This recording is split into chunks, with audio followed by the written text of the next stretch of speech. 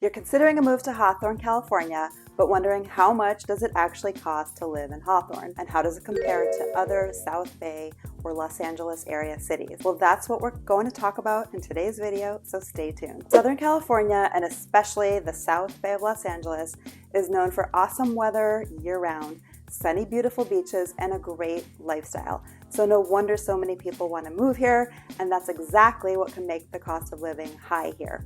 But real quick, before we dive into the cost of living at Hawthorne, I want to welcome you to South Bay Living YouTube channel, the go-to real estate channel for everything you need to know about living in the beautiful beach cities in the Los Angeles area. I'm Shira Adatto, your local realtor, and I help you transition from one home to the next seamlessly and for the best price, whether you're buying or selling. So definitely hit that red subscribe button below if you want to stay in the know, and please feel free to give the video a like if you find this information helpful.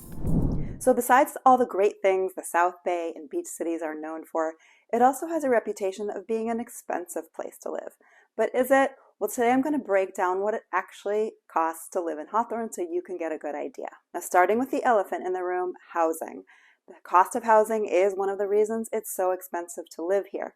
Beautiful weather and being close to the beach means everyone wants to live here, and that comes with a price. But one of the nice things about Hawthorne, however, is that home prices are a little more affordable relative to its neighbors, Manhattan Beach and Torrance. But it still offers a lot of those amenities you'll see in those cities, like great dining and proximity to the beach, and keeps you within a good, comfortable commuting distance to Los Angeles and the freeways. The median home sale price as of this recording is roughly $890,000, which is up quite a bit since 2020 when it was in the mid-700s.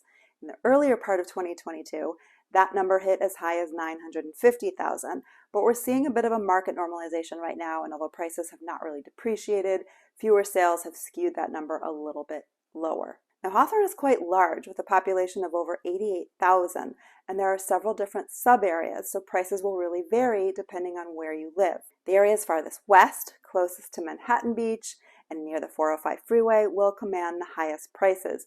Those areas are known as Holly Glen and Del Air. If you go a little east, you'll get more for your money, but those areas can have a different vibe. Houses can feel closer together, maybe slightly smaller lots. However, in the northeast section, there are some lovely gated townhome communities that would get you into newer construction, slightly more square footage at a more affordable price. And on the border of El Segundo, 360 South Bay offers an incredible gated community with resort-like living and newer construction townhomes and condos. I actually did a full breakdown on the city of Hawthorne and what you need to know if you're thinking of moving here, so definitely you'll want to check that out. There's a link in the description below. The average rent for a 3-bedroom apartment is between $1,800 to $2,300 a month. Property taxes in Hawthorne fall right around 1.1% of the assessed value of the home. A home will be newly assessed based on the purchase price when it transfers ownership or undergoes a remodel. Sometimes different city assessments can be added for things like schools, so always check with your lender or title officer for an exact number. For homeowners insurance, for a home at the median sales price, you can expect to pay around $1,500 a year, which does land above the national average. Moving on to utilities, warm temperatures mean we pay way less in gas for heating costs than most places in the country. And while it does get warm in the summer, many places in the South Bay don't require running the air conditioning all the time because our climate is so dry and we get nice cool breezes from the ocean. Temperatures in the South Bay can run around 10 degrees cooler than cities in Los Angeles.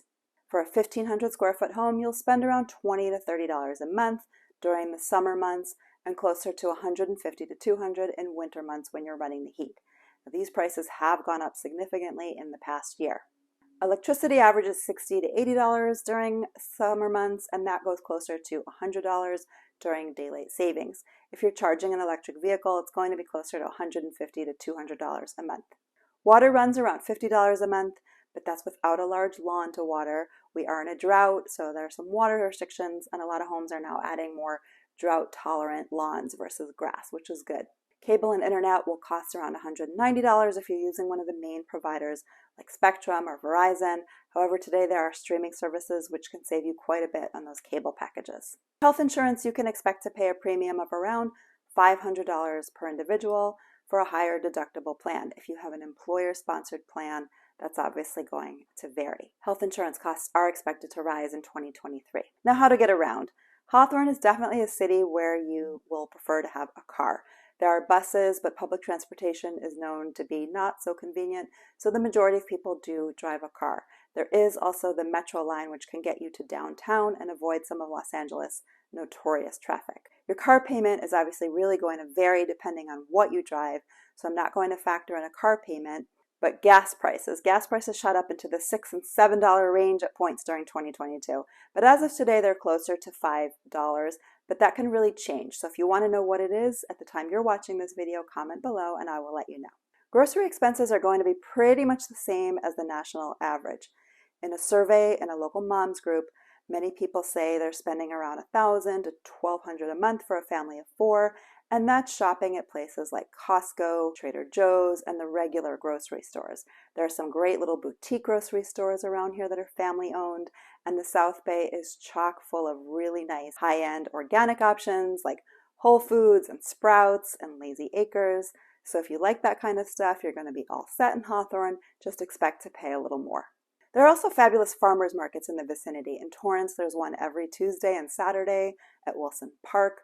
Manhattan Beach has one downtown every Tuesday, and you can find even more in the surrounding beach cities like Hermosa Redondo as well as El Segundo. Sales tax here is a whopping 9.5%, and you'd think because we have high sales tax, we'd have lower state income tax, but nope, those are high too. If you have young children who are not yet school age and you work, you'll need to factor in daycare like a preschool, which usually runs between $1,000 to $1,300 a month. Good preschools fill up quickly.